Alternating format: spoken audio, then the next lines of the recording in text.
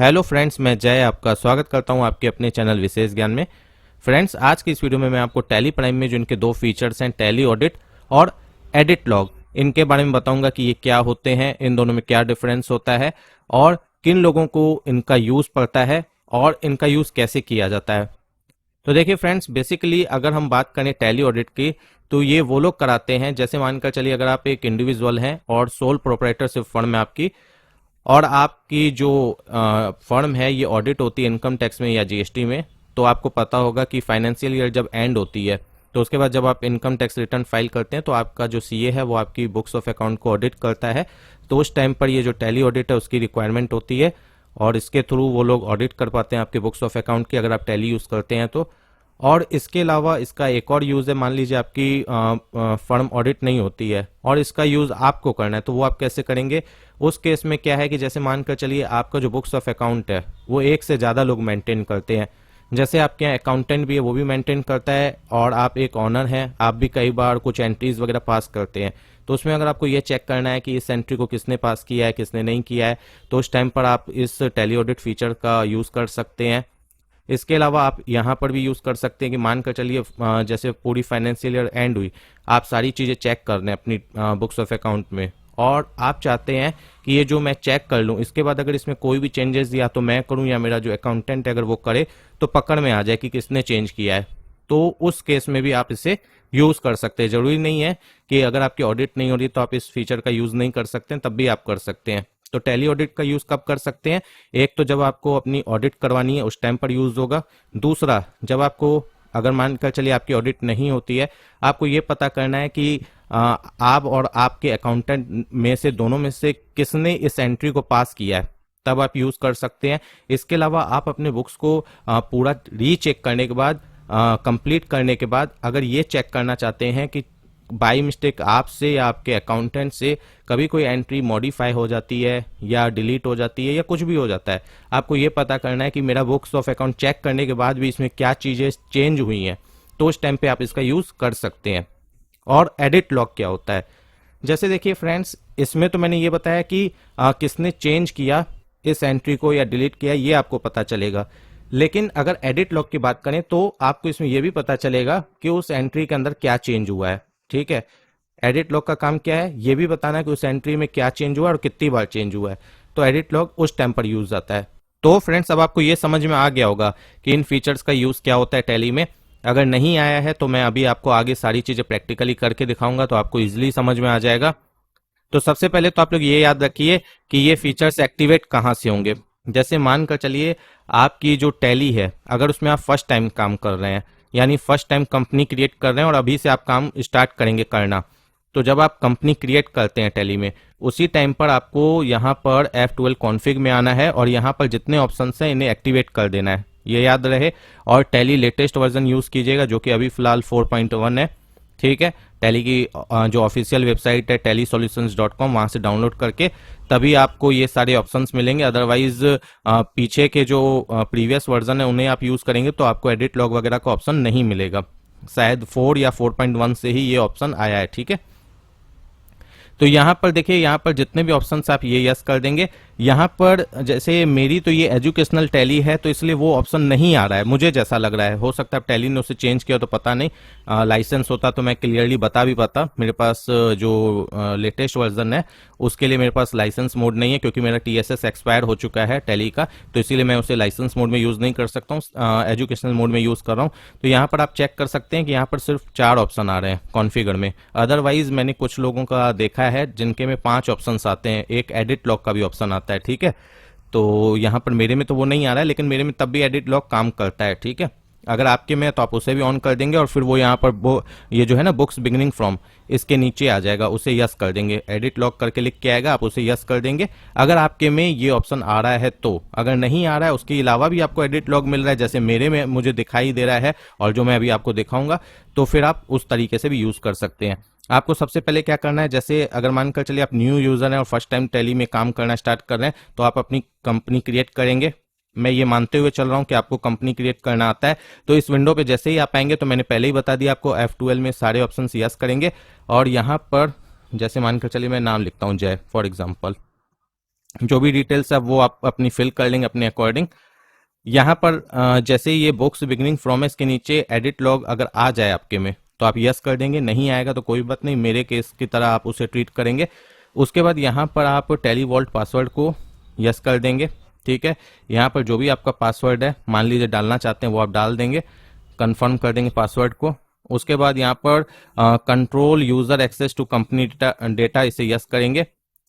यहाँ पर भी आपको अपना पासवर्ड डालना है, ये यूजर पासवर्ड है, आप जो चाहे डाल सकते हैं। लेकिन अगर मानकर चलिए आपके यहाँ एक से ज़्यादा लोग अकाउंट्स को मेंटेन करते हैं और आप चाहते हैं कि सबका पासवर्ड सबके पास रहे, किसी का पासवर्ड किसी दूसरे को लीक ना हो, ताकि कोई दूसरे का लॉगिन करके उसके में एंट्री ना कर दे और बाद में उसे फंसा ना दे गलत एंट्री करके, तो उस केस में ऐसा पासवर्ड बनाए कि किसी को न पता रहे, जिसका पासवर्ड है उसी को पता रहे। अदरवाइज आप सिंगल हैं तो आप जो पासवर्ड डालें कोई दिक्कत नहीं है, यहाँ पर कुछ भी पासवर्ड डाल दीजिए। मैं यहाँ पर कुछ भी डाल रहा हूँ, आपको स्ट्रॉन्ग पासवर्ड डालना है ताकि कोई ब्रेक ना कर पाए उस पासवर्ड को।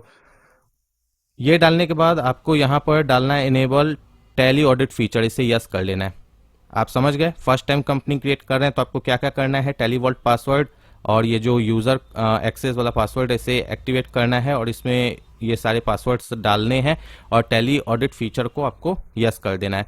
टैली वॉल्ट पासवर्ड उतना मस्ट नहीं है, सबसे मस्ट है control user access to company data वाला जो पासवर्ड है ये मस्ट है। ठीक है, टैली ऑडिट नहीं भी एक्टिवेट करेंगे तो कोई दिक्कत नहीं उतनी। ठीक है, और टैली ऑडिट फीचर को आपको यस कर देना है। ठीक है, और ये ऑप्शन आपके में नहीं आएगा disallow opening in educational mode. क्यों नहीं आएगा, क्योंकि ये मेरा एजुकेशनल मोड टैली है, वो आपको यहाँ पर पता चलेगा। ईडीयू लिखा हुआ है, इसका मतलब एजुकेशनल मोड है, सिल्वर गोल्ड रहेगा यानी लाइसेंस मोड है, तो इस केस में ये ऑप्शन आता है, अदरवाइज ये ऑप्शन नहीं आएगा। ठीक है, तो आपको इस तरीके से कंपनी बना देनी है। लेकिन अगर मान लीजिए आपकी कंपनी ऑलरेडी बनी हुई है, मान लीजिए आपकी कंपनी ऑलरेडी पहले ही से आप काम कर रहे थे और अब आपको इस केस में क्या करना है, एक मिनट, अब आपको यहाँ पर ये ऑप्शन को एक्टिवेट करना है, क्योंकि जैसे मैं वीडियो बता रहा हूँ हो सकता है आपको अब अच्छा लगे ये ऑप्शन, तो आप इस केस में आज से स्टार्ट करें अपना ये सारा काम। तो इस केस में क्या करना है कि अगर पहले से कंपनी बनी हुई है तो आपको कंपनी में जाना है और यहाँ पर अल्टर में जाना है। अल्टर में जाने के बाद आप वही काम सेम करेंगे जो मैंने वहाँ बताया, यहाँ पर सारे कॉन्फ़िगर से ऑप्शन एक्टिवेट कर देंगे आप। ठीक है, उसके बाद यहाँ पर जैसे जैसे मैंने वहाँ बताया उस तरीके से यहाँ पर भी आप सारी चीज़ें एक्टिवेट कर देंगे। टैली वॉल्ट अगर आपको यहाँ नहीं दिखे तो ये आपको यहाँ बाहर भी दिखता है, कंपनी बन जाने के बाद वो वहाँ नहीं दिखेगा, उस केस में आपको यहाँ पर टैली वॉल्ट यहाँ पर भी दिखता है, बाहर में इस जगह पे भी आपको रिफ्लेक्ट होता है। ठीक है, तो आप यहाँ से भी डाल सकते हैं, नीचे देखिए है ना टैली वॉल्ट, यहाँ से आप डाल सकते हैं उसका पासवर्ड अगर आपको ये लगाना है तो। ठीक है, तो ये सारा काम हो जाने के बाद मानकर चलिए फर्स्ट टाइम कंपनी बना रहे तो उस टाइम पर डाल दें, नहीं डाली है उस टाइम पर, कंपनी बन चुकी है पहले ही, तो अल्टर करके उसमें आप उसे वापस सेट कर सकते हैं, यानी पासवर्ड सेट करना है, टैली ऑडिट फीचर को यस कर देना है। और आपके केस में अगर टैली एडिट लॉग का भी ऑप्शन वहां पर दिखाई दे रहा है तो आप उसे भी यस कर देंगे। मेरे केस में एजुकेशनल टैली है, शायद इसलिए नहीं दिखाई दे रहा है, या टैली ने अब वहां से हटा दिया है, तो अभी मैं क्लियरली नहीं बोल पा रहा हूँ उसके बारे में कुछ भी। तो जो भी हो, यहाँ पर आप ये चीज देख सकते हैं कि यहाँ पर आपको रिफ्लेक्ट हो रहा होगा एडिट लॉग, मेरे में एडिट लॉग है, भले वहां नहीं दिख रहा है लेकिन है। अब मैं इसका यूज कैसे करूंगा वो मैं आपको बताऊंगा। तो सबसे पहले मैं आ जाता हूं जिसमें मेरा डेटा है, जैसे ये मानकर चलिए मेरी कंपनी है, पहले ही से मेरी कंपनी थी, मैंने माइग्रेट करके इसमें ओपन की है। ठीक है, मेरी जो प्रीवियस वर्जन टैली थी उसमें मैं यूज करता हूँ इस कंपनी को। अब यहाँ पर क्या करना है, ये आपको कैसे पता चलेगा कि मतलब जो भी एंट्रीज हैं उसे किसने किया है नहीं किया है, टैली ऑडिट फीचर कहाँ पर देखेंगे आप। तो जैसे आप गेटवे ऑफ टैली पर आ जाएंगे उसके बाद आपको डिस्प्ले मोड रिपोर्ट्स में जाना है, उसके बाद आपको स्टेटमेंट ऑफ अकाउंट्स में जाना है, यहाँ पर टैली ऑडिट में जाना है, यहीं पर आपको दिखेगा। ठीक है, और यहाँ पर आपको वाउचर टाइप मास्टर और यूजर्स दिखेगा। यूजर्स का मतलब क्या है कि जैसे मैंने आपको बताया कि आपकी फर्म में एक से ज़्यादा लोग अकाउंट्स मेंटेन करते हैं और आपने सबके लिए अलग अलग लॉगिन आईडी बना रखी है, वहाँ से बन जाती है। जैसे वहाँ से आप उसे कंपनी जब क्रिएट करते हैं तो वहाँ पर जो ऑप्शन रहता है यूज़र कंट्रोल का उसे यस करेंगे तो बाहर में जहाँ पर ये कंपनी रहती है यहाँ पर आपको ऑप्शंस आ जाते हैं, देख सकते हैं आप, change user, change password, user and password, user roles, ये सारी चीज़ें होती है, यहाँ पर आपको सेट करना होता है, अलग अलग यूज़र्स बनाने होते हैं। ठीक है, तो ये आपको नहीं पता है तो आप मेरी प्रीवियस वीडियोस देख सकते हैं, मैंने बताया हुआ है, टैली में बताया, यानी टैली प्राइम में नहीं, टैली ERP 9 जो होता था उसमें बताया, सेम उसी तरीके से यहाँ पर भी वर्क करेगा। ठीक है, तो आप देख सकते हैं, और अगर आपको पता है तो आपको समझ में आ ही गया होगा कि मैं क्या बोल रहा हूँ। तो अगर आपने अलग अलग यूजर्स बना रखे हैं, बात समझिएगा, अगर आपने अलग अलग यूजर्स पहले ही से बना के रखे हैं और वो अलग अलग यूजर्स अलग अलग एंट्रीज पास करते रहते हैं, तो अगर आपको यूजर वाइज देखना है तो आप यहां पर देखेंगे। मास्टर वाइज देखना, मास्टर का मतलब लेजर्स को चेक करना है, जितने भी आपके लेजर्स हैं उन्हें चेक करना है, तो उस केस में आप यहां पर चेक कर सकते हैं। और जितने जो एंट्रीज आपने पास की है वाउचर्स के अंदर, वो सारी चेक करनी है, तो वहां पर आप वाउचर्स टाइप में चेक कर सकते हैं। तो यूजर्स के अंदर आपको ये जो यूजर्स है, इसके अंदर यूजर्स वाइज दिखेगा, और इसमें आप लेजर और एंट्रीज यानी वाउचर्स एंट्रीज सारी चेक कर सकते हैं एक साथ। इसमें सिर्फ आपको लेजर चेक होगा मास्टर्स के अंदर, और यहां पर सिर्फ आपको क्या चेक होगा, एंट्रीज चेक होंगी। तो सबसे पहले मैं वाउचर्स टाइप में जा रहा हूं, और यहां पर देखिए आपको रिफ्लेक्ट हो रहा है कि किस वाउचर के अंदर मैंने टोटल कितनी एंट्री एंटर्ड की है। यहां पर एंटर्ड लिखा है और यहां पर टोटल क्वांटिटी उसकी लिखी है, ठीक है। इतनी सारी मैंने एंट्रीज की। अब मैं एक एक करके अंदर जाऊंगा तो मंथ आएगा, मंथ के बाद अंदर जाऊंगा, यहां पर चेक करूंगा तो देखिए एंटर्ड बाय राज लिखा हुआ है, यानी जिसने अपनी लॉगिन आईडी एक्टिव मतलब इसमें लॉगिन करके ये एंट्री पास की है, उसका नाम लिख कर आ रहा है, ठीक है। उसी तरीके से किसी और ने की होगी तो उसका नाम लिख कर आएगा। तो इससे पता चलेगा कि ये एंट्री किसने की है, गलती अगर हुई है तो किससे हुई है, सबसे पहली बात तो ये पता चल जाएगी, ठीक है। और ये तो हो गया कि आप यहां से चेक कर सकते हैं, एक तो एंट्रीज को आप जाकर चेक कर सकते हैं गलत है कि सही। उसके बाद आप यहां पर ये चेक कर सकते हैं कि ये एंट्री किसने की है। ये काम सीए लोग करते हैं जिनका ऑडिट होता है, उस टाइम पे चेक करने के लिए। आप भी कर सकते हैं अपने केस में, ऑडिट हो या ना हो, ठीक है। और यहाँ पर अगर मानकर चलिए आपकी फाइनेंशियल ईयर एंड हो रही है या मंथ एंड हो रहा है, आप अगर खुद से कर रहे हैं तो आप कभी भी कर सकते हैं, मंथली कर सकते हैं, वीकली कर सकते हैं, क्वार्टरली, ईयरली, हाफ ईयरली, कभी भी कर सकते हैं। तो आप जब आते हैं, मानकर चलिए सपोज कि आपके यहाँ पर जो आपका अकाउंटेंट है वो हिसाब करता है, ठीक है, लेकिन आप क्या करते हैं at the last of the day यानी पूरे दिन के अंत में आप क्या करते हैं, एंट्रीज को चेक करते हैं कि मतलब उसने जो भी एंट्रीज पास की हैं प्रॉपर पास की हैं या नहीं। आपने चेक कर ली, उसके बाद आप चाहते हैं कि ये जो एंट्रीज मैंने चेक की हैं, अगर इसमें अब कोई मॉडिफिकेशंस या चेंजेस होता है तो वो मुझे पता चल जाए। मान लीजिए आपने पूरे लास्ट टाइम पर आपने चेक कर लिया और उसे यहाँ से हटा दिया। हटने के बाद अगर वापस उसमें कोई भी चेंजेस की जाती है, चाहे वो आपके द्वारा या आपके अकाउंटेंट के द्वारा, तो आपको यहीं पर वो वापस चीजें पता चल जाएंगी। क्या हुई है एंट्रीज में चेंज, ये नहीं पता चलेगा, ये आपको एडिट लॉग से पता चलेगा। टैली ऑडिट से सिर्फ इतना पता चलेगा कि एंट्रीज में चेंजेस की गई हैं, ठीक है, या उसे डिलीट किया गया है। जैसे मानकर चलिए सपोज कीजिए, एक तो मैंने ये बता दिया कि किसने क्या एंट्री की है वो आपको पता चलेगा। दूसरा मैंने ये बताया कि जैसे आप यहां पर चेक कर लिया आपने कि एंट्री ओके है, चाहे आपने फाइनेंशियल ईयर के एंड में किया हो, डे वाइज किया हो, मंथली किया हो, ईयरली किया हो, उससे कोई मैटर नहीं है। मैंने सिचुएशन सारी बता दी है कि क्यों होता है। इसलिए होता है कि आपने जो एंट्रीज चेक कर ली उसे आप यहां से हटा देते हैं ताकि उसमें कोई भी चेंजेस हो तो वो आपको पता चले। तो आपको जैसे मानकर चलिए आप अंदर गए, आपको पता चल गया कि हाँ ये एंट्रीज है, ठीक है, ये एंट्री जिसने भी पास की है ठीक की है। आप यहां पर क्या करेंगे, एक्सेप्ट वन। एक्सेप्ट वन का मतलब है कि जिस एंट्री पर ये हाईलाइट है वो एक्सेप्ट होगी। एक्सेप्ट ऑल कर देंगे तो सारी एंट्रीज एक्सेप्ट हो जाएंगी, ठीक है। तो आप अगर एक एक करके चेक करके हटाते जाते हैं तो एक्सेप्ट वन करेंगे, और अगर मानकर चलिए आप एक साथ सारी एंट्रीज को पहले चेक करते हैं उसके बाद हटाना चाहते हैं तो एक्सेप्ट ऑल करेंगे। और इसकी शॉर्टकट है, आपको यहाँ पर आपको रिफ्लेक्ट हो रही होगी, आर के साथ आप अल्ट बटन प्रेस करेंगे, ठीक है। आर के साथ अल्ट बटन प्रेस करेंगे तो आप डायरेक्टली उस ऑप्शन को यूज कर सकते हैं, ठीक। जैसे मानकर चलिए मैंने इसे यहाँ से एक्सेप्ट किया, हट गया यहाँ से। अब देखिएगा बाहर आऊंगा, कॉन्ट्रा में कितनी एंट्रीज बची हैं, 2 बची हैं।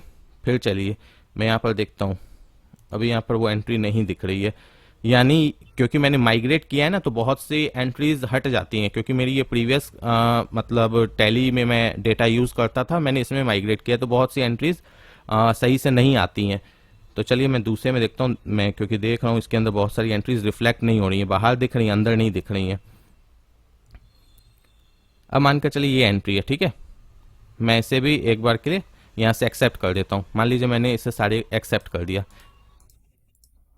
मैंने चेक कर लिया कि ये सही है, सबको एक्सेप्ट कर दिया, ठीक है। कौन सा था, जर्नल था और आपको कॉन्ट्रा था। अब मानकर चलिए मैं इन सारी एंट्रीज में जाकर कोई भी चेंजेस करता हूं। अब ये चेंजेस मैं कहां से करूंगा, मैं चाहूंगा तो डे बुक से चेंज कर सकता हूं या अकाउंट्स बुक में जाकर मैं यहाँ पर जैसे जो वाउचर है उसमें जाऊंगा, जैसे कॉन्ट्रा वाउचर में चेंज करना है तो कॉन्ट्रा रजिस्टर में जाऊंगा, और यहाँ पर जैसे वो 5 लाख वाला था ना कोई अमाउंट, ये था, यहाँ पर मैंने उसे 4 लाख कर दिया।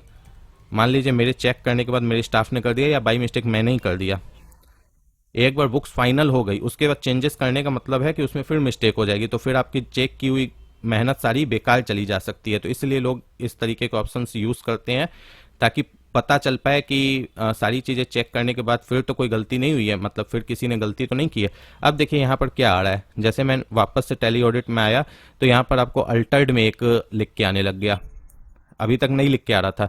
अब मैं यहाँ आऊँगा, चेक करूँगा, जुलाई में यहाँ पर 4 लाख है। अब देखिए ये भी बता रहा है कि ये एंटर्ड किसने किया था, राज ने किया था, फिर अल्टर भी राज ने किया, ये भी पता चल रहा है। किस डेट को अल्टर किया है ये आपके सिस्टम से लेता है, डेट जो आपके सिस्टम में चल रही होती है उसके हिसाब से बताएगा कि इस डेट को इसने अल्टर किया है। लेकिन आपको ये नहीं पता चलेगा कि क्या अल्टर किया है, ये आपको नहीं पता चलेगा क्या अल्टर किया है। तो आपको ये कैसे पता चलेगा, जब आप एंट्रीज के अंदर जाएंगे तो यहाँ पर रिलेटेड रिपोर्ट्स है, इस पर आप जैसे क्लिक करेंगे तो यहाँ पर एडिट लॉग है, ठीक है। अल्ट के साथ क्यू बटन भी यूज कर सकते हैं। यहां पर आएंगे तो आप देखिए अल्टर्ड है ना, यहां पर इसमें आइए, अब आपको देखिए यहां दिख रहा है कि वैल्यू पहले 5 लाख थी, जो लाल लाल रंग से दिख रहा है यानी यही चेंज किया गया, वैल्यू 5 लाख थी। इस तरीके से आपको रिफ्लेक्ट होगा, कहीं डेट चेंज होगी तो वो दिखेगा, कहीं लेजर्स चेंज होंगे तो वो दिखेगा, कुछ भी चेंज होगा वो यहाँ पर आपको रेड रंग से रिफ्लेक्ट होगा। इससे आप पता लगा सकते हैं कि पहले क्या एंट्रीज थी और अब क्या हुई है। तो आपको ये पता चल गया कि कैसे इसे चेक करना है। इसी तरीके से आप सारी एंट्रीज को चेक करके हटा सकते हैं यहाँ से, और जैसे हट जाएगा उसके बाद कुछ भी चेंज होगा तो वो यहाँ पर आपको दिखेगा। मास्टर्स में आपको लेजर्स दिखेंगे, सारे लेजर्स दिखेंगे, आप यहाँ से लेजर्स चेक कर सकते हैं, ठीक है। यूजर्स में आइए, यूजर्स में आपको देखिए अब आपको यूजर वाइज चेक करना है कि राज ने कितनी एंट्री की है और ये जो HMM करके है इसने कितनी एंट्री की है। देखिए मेरे पास 2 यूजर है, एक एडमिनिस्ट्रेटर है एक ऑनर है, ठीक है। यहाँ पर अब जो इसने राज ने जो जो एंट्रीज की हैं या मास्टर्स बने हैं वो आपको यहाँ पर रिफ्लेक्ट होंगे। तो इस तरीके से आप चेक कर सकते हैं और फिर उसके हिसाब से आप डिसाइड कर सकते हैं कि कौन कितनी गलत एंट्रीज कर रहा है या किसने चेंज किया है या क्या चेंज किया, ये सारी चीज आपको यहाँ से पता चल सकती है। सीए के लिए तो बेनिफिशियल है ही ये ऑप्शन, क्योंकि वो लोग तो फिर यहीं से ऑडिट करते हैं। लेकिन अगर आपके केस में आपकी फर्म में कोई ऑडिट नहीं होता है तो उस केस में भी आप चाहें तो, अगर आपकी बड़ी फर्म है और ये सारी चीजें आप ट्रैक करना चाहते हैं तो आप यहाँ से ट्रैक कर सकते हैं।